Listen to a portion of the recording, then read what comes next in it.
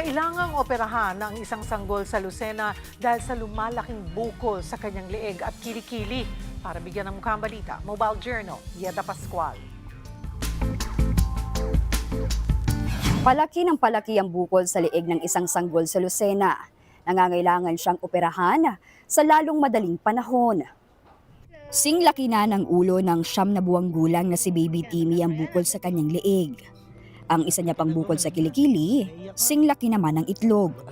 Kaya ang kanyang kaliwang balikat bumaba na at hindi na pantay sa kanan. Sa ngayon po, ginagamot pa po ang kanyang pneumonia.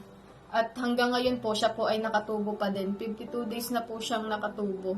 Ang 5 ospital na po itong aming napuntahan at 52 days na po siyang nasa piko na lumalaban.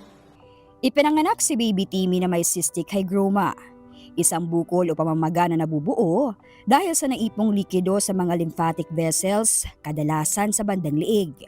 Ang likidong ito, unti-unti nang pumapasok sa puso ni Baby Timmy. Mataas pa po ang chance na bumalik po siya sa normal.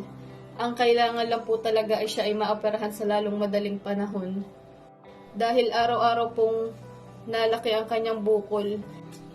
Bilang magulang po, sobrang sakit po makita ang aking anak na araw-araw lumalaban sa kanyang buhay. Sa ngayon, hinahanapan si Baby Timmy ng ospital na kumpleto ang mga kagamitan at kung saan maaari siyang operahan.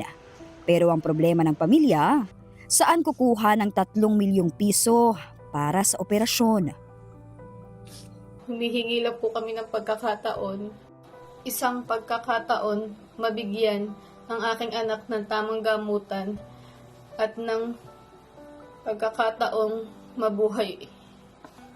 Tulungan niyo po kaming mailigtas si Baby Timmy. Maraming salamat po. Kakarga ka na ba ni Papa?